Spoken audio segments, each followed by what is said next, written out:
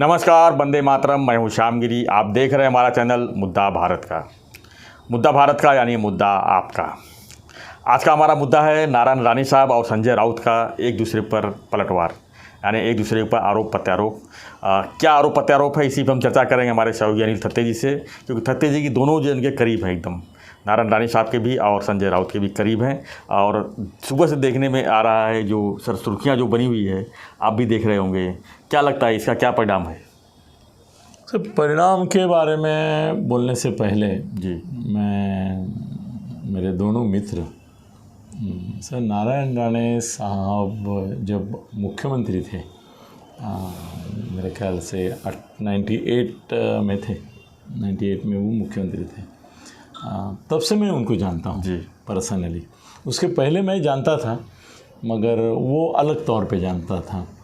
कैसे ना कि बाला साहब ठाकरे मेरे मित्र थे जी, और बाला साहब ठाकरे उस समय मैं चेंबूर में रहता था और वहाँ पे 1.5 महीने में मेरे घर खाना खाने के लिए बाला साहब आते थे।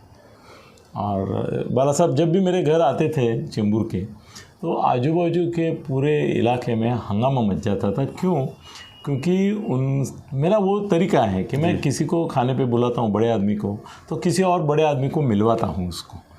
तो बाला साहब ठाकरे जब खाना खाने आते थे तो कभी मैं डॉक्टर दत्ता सामंत को लेके आता था, कभी शरद पवार साहब को लेके आता था। सर वो लेवल पे चलता था मेरा उस समय। और उस समय मेरी सर उम्र होगी शायद 30 साल की भी नहीं होगी, मगर वो पहले से मेरा भाग्य है कि ये बड़े लोग जो हैं वो मेरे संपर्क करीब है। संपर्क क्या, करीब है। तो बाला साहब को मैं बोलता था, बहुत दिन हो गए मैंने कोई आपका मीटिंग नहीं कराया। तो बोलते थे करो, किसी के साथ करोगे? तो मैंने बोला कि डॉक्टर दत्ता सामंत से पहले से मैंने बात की, तो डॉक्टर मुझे बोले कि अरे अगर मैं और बाला साहब एक हो जाते हैं तो हम दोनों बॉम्बे के बादशाह हैं, दोनों मिलके बॉम्बे पे राज करेंगे। उनके पास म्यूनसिपैलिटी है, मैं आमदार बेमदार यूनियन। तो मैंने उनका एक मेल किया, सर आपको बहुत बड़ा आश्चर्य लगेगा मगर ये बात है और इतिहास है कि बाला साहब ठाकरे ने दत्ता सामंत को बोला कि कामगारों की एक अलग से पार्टी होनी चाहिए और शिवसेना और वो कामगारों की पार्टी आपकी अगर साथ में हो जाते तो मुंबई हम लोग काबिज कर सकते हैं। सर उस रात को बाला साहब ठाकरे को हाथ मिला के दत्ता सामंत ने बोला कि आपने एक बहुत बड़ा आइडिया मुझे दिया है और हम एक काम करते हैं, हम कोऑपरेट, जैसे अभी वंचित की आघाड़ी इनके साथ हो गई, तो बोले कि हम क्या करते हैं, हम कामगार आघाड़ी नाम का पक्ष ही निकालते हैं और हम दोनों मिलकर चुनाव लड़ेंगे। तो बाला साहब बोले ठीक है, ये तय हुआ। सर मेरे घर में वो कामगार आघाड़ी जो पार्टी बनी, उसके बाद में वो खासदार बने जी, और उनके 4 आमदार भी आए कामगार आघाड़ी के परल और ये एरिया में। सर उसकी आइडिया मेरे घर में निकली और बाला साहब ने उनको दी। बाद में ऐसा हो गया कि सीट का ये का वो एडजस्ट नहीं हुआ, तो दोनों प्यार से अलग हुए क्योंकि मैं बीच में था। मैंने बोला जमता नहीं तो बात नहीं, बात बिगड़ने मत दो, एक दूसरे के प्रति आस्था रखो, और वो ये हो गया। सर ऐसा ही नहीं, अंतुले साहब और बाला साहब के बीच में जितनी बार संघर्ष हुआ, हर बार मैं बीच में था, दोनों को समझाता था। और बाला साहब को मैं बोलता था कि आप दुनिया को ये पता मत लगने दो कि आपका और अंतुले जी का संघर्ष हुआ है, तो वो मुख्यमंत्री है। आज लोग जो हैं प्रशासकीय अधिकारी, वो आपकी बात मानते हैं क्योंकि आप सबको बताते रहते हैं पार्टी के पब्लिक मीटिंग में कि माझे मित्र अंतुले, तो वो ब्यूरोक्रेसी को मैसेज जाता है कि भाई अंतुले साहब दोस्त हैं तो इनका काम करना चाहिए। अगर आपने गलती से बोल दिया कि आपका और उनका झगड़ा हो गया और अंतुले आपका फ़ोन नहीं उठा रहे, मैं फ़ोन करता हूँ, उनसे बात करता हूँ, फिर आपका फ़ोन लेते हैं, ये अगर दुनिया को पता चले तो आपका ये पूरा जो चल रहा है ना उसमें तकलीफ़ हो जाएगी। मगर वो मानते थे सर मेरी बात, वो बोलते थे ठीक है। तो उन्होंने कभी भी ये नहीं लोगों को बोला कि मेरे और अंतुले के बीच मतभेद है। और मैंने अंतुले साहब को भी बोल के रखा था कि आप कभी नहीं बोलेंगे कि भाई मेरा और बाला साहब का, क्योंकि आप मुसलमान हैं। एक हिंदू नेता अगर आप मुसलमान हैं, इस बात को पॉइंट आउट करके आपके पीछे पड़ गया तो आपकी मुसीबत हो जाएगी। आपने भले शिवाजी महाराज का चित्र उधर मंत्रालय में लगा, ये लगा, मगर वो आप बोलते हैं मदारी वो जो था उसका मैं ये हूँ वो हूँ। मैं बोला आप मुसलमान हैं, लोग नहीं भूलते, आपको बचाने वाला हिंदू नेता यही है, उससे पंगा मत लो। सर मेरी बात सुनते थे, उन्होंने भी कभी ओपनली, जबकि झगड़ा उनका बहुत होता था, मतलब आपस में बात नहीं करते थे, मेरे वजह से मतलब मेरे थ्रू होता था सर, ऐसे बहुत वो किस्से कभी सुनाएंगे।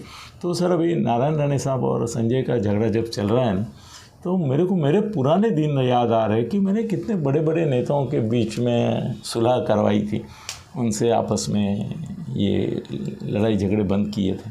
सर अभी ऐसा है ना कि मेरे को ये बहुत दुर्दैव की बात लगती है कि नारायण राणे साहब और संजय के बीच में इस तरह से है।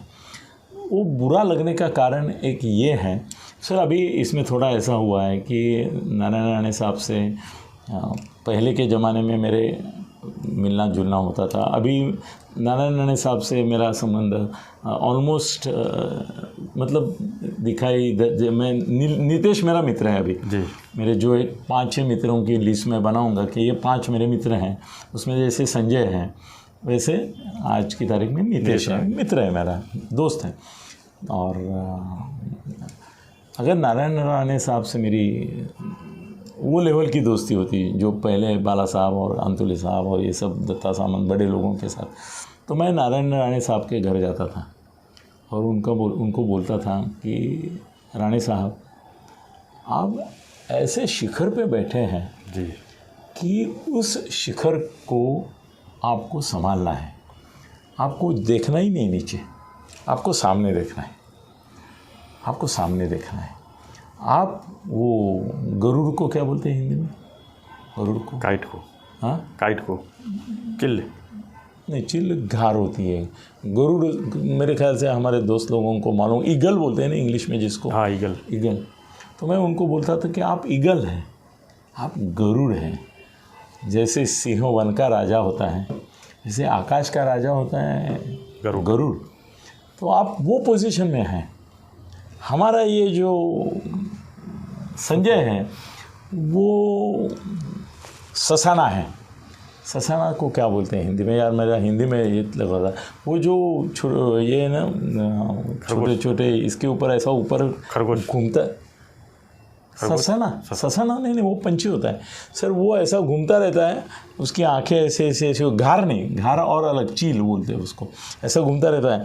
और जैसे उसने देखा हुईक करके नीचे आता है, एक क्षण में उठा लेता है और निकल जाता है। वो ससाना बोलते हैं मराठी में, आप समझ लो जो भी आपको समझ में आया। वो ससाना जो होता है ना, वो गरुड़ नहीं होता है जी। गरुड़ की तुलना में वो तो 10% भी नहीं होता है। कितना? 10% भी नहीं होता है सर। मैं आज भी बोलता हूँ, भले मेरा संजय एकदम जिगरी दोस्त है और संजय से हर हफ्ते मिलता हूँ और हर रोज़ बात करता हूँ जी, फिर भी मैं नारायण राणे साहब का एक बहुत बड़ा सम्मान और आदर करता हूँ।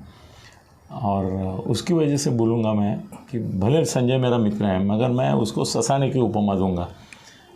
तो ये गरुड़ है, गरुड़ और ससाना, इनको आपस में झगड़ना नहीं चाहिए, दोनों को अपना अपना एक ये रहता है, लेवल रखना चाहिए। तो पहली बात तो ये है कि सर नारायण राणे साहब अभी केंद्रीय मंत्री हैं। अगर नारायण राणे साहब को मैं इस सब मामले में सलाह देता था तो उनका बोलता था कि आपकी लड़ाई शरद पवार से है, अजीत दादा से भी नहीं है। अजीत दादा भी आपके सामने छोटा है। आपके जो इज्जत है, आपकी जो स्टेटस है, आपका जो वजूद है, आपका जो प्रभाव है, आपकी जो नज़दीकियाँ दिल्ली के मोदी और शाह से लेके सबके साथ हैं, वो ध्यान में लेते हुए आपको महाराष्ट्र में अगर किसी से पंगा लेना है आपके बराबर के टक्कर का, तो सिर्फ शरद पवार जी के बारे में आप बोल सकते हैं, या बोलना चाहिए या पंगा लेना चाहिए। नाना पटोले ये है, आप यहाँ पे है, ये नाना पटोले यहाँ पे है, अजीत दादा यहाँ पे हैं, ये सब छोटे जो है ना, ये अजीत दादा ने गुस्से में इसको अपने नीतीश को टिल्लू बोला। हाँ, उसके बारे में मैं अलग से बोलूँगा कभी। सर नीतीश टिल्लू है ना, तो नारायण राणे जी के सामने ये पिल्लू है। सिर्फ शरद पवार एक ऐसे हैं महाराष्ट्र में जो यस बराबरी का नाता रखते हैं। तो राणे साहब को संजय राउत के बारे में दोनों के बाद विवाद क्या रहा सर, आपने देखा? वो बोलता हूँ मैं, बोलना ही नहीं चाहिए, उसकी दखल ही नहीं देनी चाहिए। संजय राउत, कोण संजय राउत?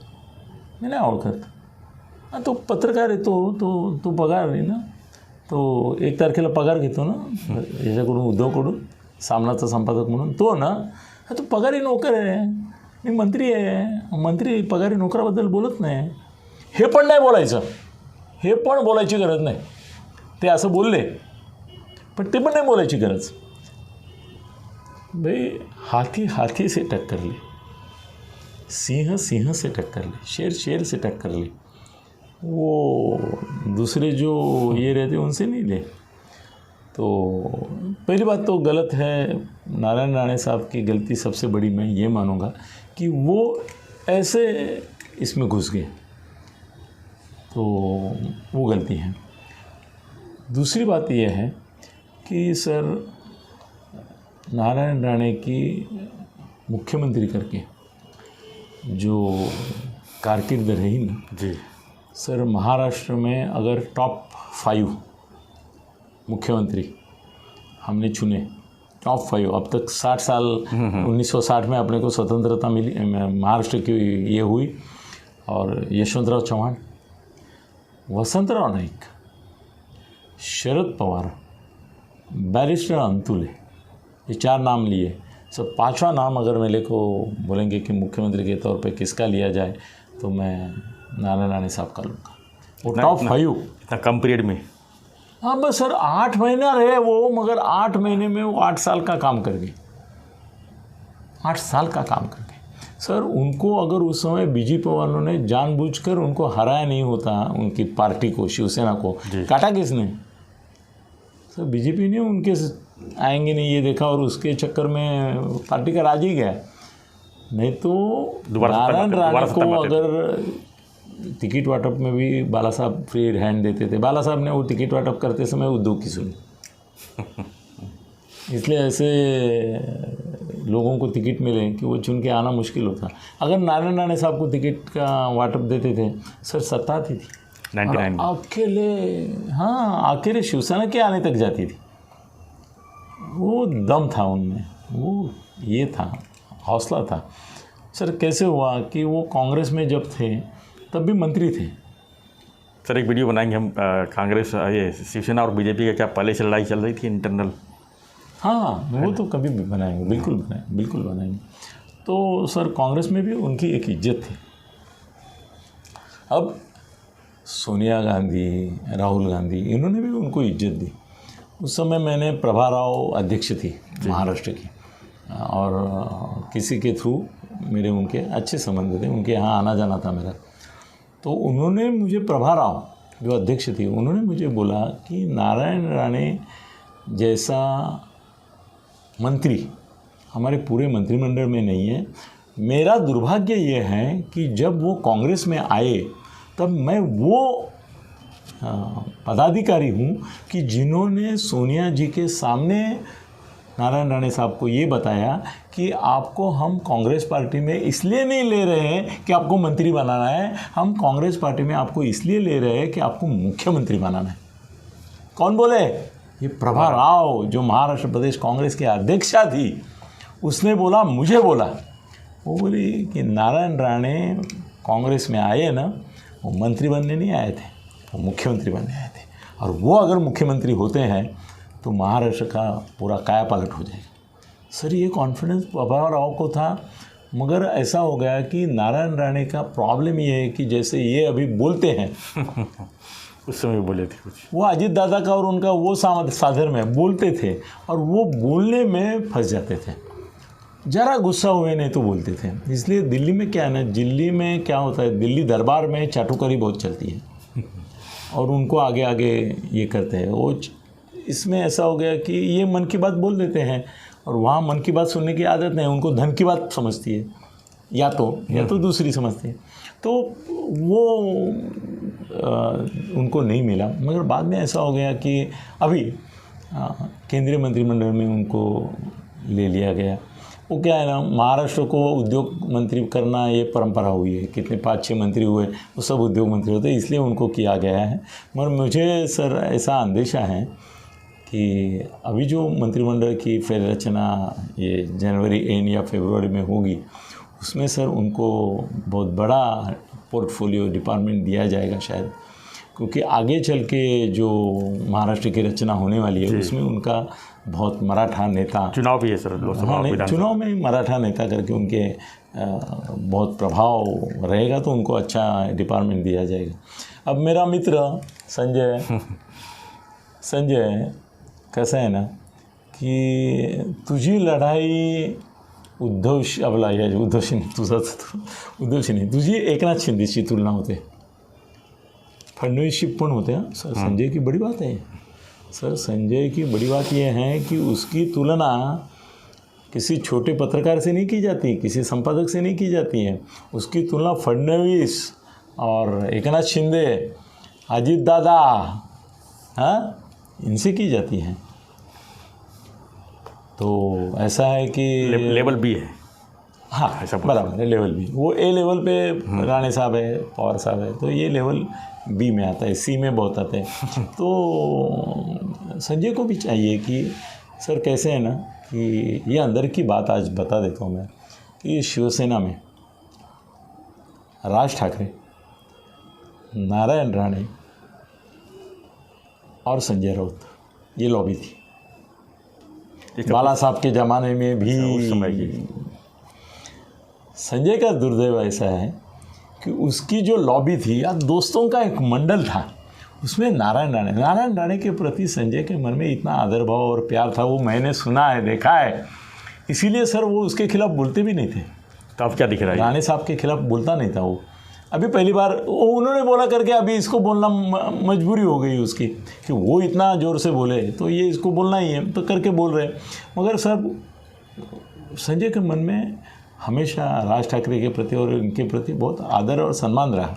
वो भले अभी कुछ भी बोले, वो बोले 50 है, 50 साल है, वो सब जो है ना वो बोलने की बात है। और उसके दिल में उसने भी मुझे एक बार बोला था कि नारायण राणे को अगर फ्रीडम दिया जाता था और उसको बाहर नहीं निकालते ये उद्धव जी, तो शायद ये हो सकता था कि हमारा राज भी चलता था और शिवसेना अलग लेवल पे जाती थी। ये कौन बोला था? संजय राउत सर। ये जो नारायण राणे ने बात बोली ना कि भाई उद्धवबद्दल तुम्ही काय बोलत होता संजय राउत, हे मी बोलू शकतो, ये बात झूठ नहीं है जी। संजय उद्धव के खिलाफ बोला है कि नहीं बोला है, तो इसका ये सीधा जवाब है कि हाँ बोला है।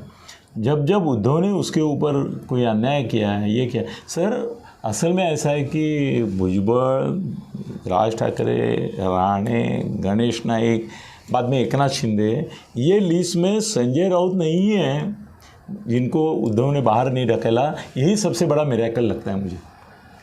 कभी का संजय बाहर निकलना चाहिए था, क्योंकि उसके ऊपर जितना अन्याय उद्धव ने किया अलग अलग तरीके से, वो किसी ने नहीं किया। मगर वो अलग स्टोरी है। मगर उसकी कहानी कैसे है कि वो बोलता है वो बाला साहब का शिवसैनिक है, वो भूमिका से बाहर नहीं निकला है अभी तक। तो इसके लिए वो बोलता है कि मेरे माँ बाप थे बाला साहब, मैं उनका हूँ, तो उनका बेटा मेरे लिए उतना ही आदरणीय और प्रिय, ये भी बोलता है वो होना चाहिए करके, मैं उनके साथ हूँ और रहूँगा जी।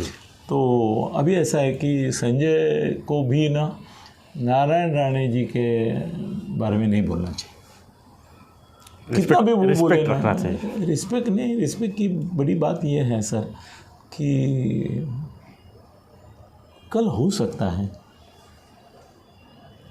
सकता है कि अगर देवेंद्र जी फडणवीस, जिनको अभी मोदी और शाह ने ज़बरदस्ती उप मुख्यमंत्री बनाया उनकी इच्छा के विरुद्ध, उनको एक मराठा चेहरा मुख्यमंत्री पद के लिए महाराष्ट्र में चाहिए, और एकनाथ शिंदे बीजेपी में नहीं है, इसमें हैं, उनके अपने गुट में हैं, तो सर अभी मैं एक भविष्यवाणी ऐसी करता हूँ कि मुझे आश्चर्य नहीं लगेगा कि मोदी और शाह मराठा मुख्यमंत्री के तौर पे एक दिन नारायण राणे जी का विचार करेंगे। उनको खुद की तबीयत संभालनी चाहिए, बाकी कुछ नहीं। नारायण राणे जी का विचार हो सकता है महाराष्ट्र के मुख्यमंत्री के तौर पे। संजय को नहीं फर्क पड़ता है, मगर ये हो सकता है कि आज जो संजय उद्धव के साथ है, वो उद्धव की जो सेना है उसकी अवस्था इतनी बिकट हो जाएगी और हालत इतनी ख़राब हो जाएगी कि संजय को अपनी पॉलिटिकल जो रचना है वो पूरी नए तरीके से बनानी पड़ेगी। वहाँ पे किसका क्या रोल रहेगा इसके बारे में आज नहीं मैं ज़्यादा बोल रहा हूँ जी, और इतना ही बोल रहा हूँ कि संजय नारायण राणे जी बहुत बड़े हैं, उम्र से नहीं, उम्र से तो है ही, अनुभव से बड़े, महाराष्ट्र के मुख्यमंत्री रह चुके हैं। भाई मेरे पिताजी सब मेरे को गाली देते थे, मेरे पिताजी तो थे वो गाली देते थे, वो मारते भी थे, उल्टा सीधा जो मैं किया नहीं किया वो भी बोलते थे, मगर मैंने कभी उनके सामने सर उठा के उनको ये भी नहीं पूछा कि आप मुझे गाली क्यों दे रहे। कई बार तो ऐसा हुआ कि मैं गलती नहीं थी मेरी, किसी और की थी, मगर मुझे बोले तो मैं बाप समझ के उनका सम्मान और आदर रखता गया। सर ये बाप मानुस है महाराष्ट्र का जी। एक बाप मानुस है अपने पवार साहब। मैं पवार साहब की तुलना जिसके साथ कर सकता हूँ वो है राणे साहब। तो ठीक है ना, वो कुछ बोले, गुस्सा है उनके मन में। एक बात याद रखो, वो बीजेपी वालों को या मोदी शाह को खुश करने के लिए नहीं बोलते हैं, वो उनके दिल में आता है। उद्धव के बारे में बोले कांचलत मार लिए इससे, बोले कि नहीं बोले उसके लिए जेल में जाने तक नौबत आई, वो उनको फर्क नहीं पड़ता। नारायण राणे एक सा जुझारू आदमी है। वो जो बोलते हैं ना, मराठी में एक अच्छी कविता है, वेडात दौडले वीर मराठे सात, मतलब सात ही मराठा ये थे, शिलेदार थे, सैनिक थे और पूरे 1000-2000 की फौज थी सामने, उनके ऊपर ये 7 लोग टूट पड़े। प्रतापराव जाधव, मेरे ख्याल से प्रताप सिंह जाधव या प्रतापराव जाधव उसके नेता थे, वो 7 लोग टूट पड़े। परिणाम मालूम था फिर भी टूट पड़े। सर ये मराठा स्पिरिट है, ये मराठा जो ये है पराक्रम है उसका प्रतीक है। सर महाराष्ट्र में मराठा समाज के जो नेता हैं, जिनको मराठा समाज अपना नेता मानता है, मराठा समाज, उनमें नंबर 1 पे पवार साहब है। कुछ भी बोलो, कितना भी बोलो, पवार साहब का स्थान मराठा समाज के हृदय में अलग है। उसके बाद अगर किसी के बारे में मराठा समाज में आत्मीयता, प्रेम, आदर, अपनापन, और उनके लिए जैसे पवार साहब के लिए सिर्फ जान कुर्बान वाले लोग मिलेंगे आपको, बाला साहब के लिए भी थे। थे। सर आज राणे साहब के लिए भी कोकण में आपको कम से कम 100 लड़के ऐसे मिलेंगे कि जो उनके शब्द पे जान दे देंगे, ले लेंगे।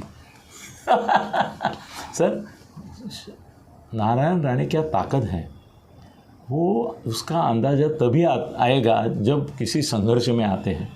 अभी महाराष्ट्र के अगला चुनाव जो है जी, स्थानिक स्वराज्य संस्था, विधानसभा, लोकसभा में मोदी, वहाँ पे नारायण राणे एक ट्रम्प कार्ड रहेंगे महाराष्ट्र में।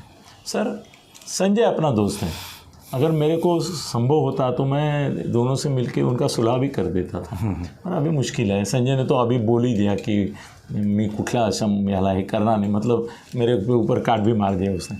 पर संजय मैं यही बोलूँगा कि तुम जिनके ऊपर बोल सकते हो, ऐसे बहुत सारे लोग हैं, वो बीजेपी में भी है, शिंदे गठ में है, तुम इन लोगों के बारे में बोलो, मगर राणे साहब जो हैं वो भले गाली दे, सही गलत बोले, वो महाराष्ट्र में सर वो मोदी के ऊपर भी पितृतुल्य है। मोदी के ऊपर भी सर उन्होंने सोनिया गांधी और राहुल गांधी को बोला था कि कुछ काम के नहीं है।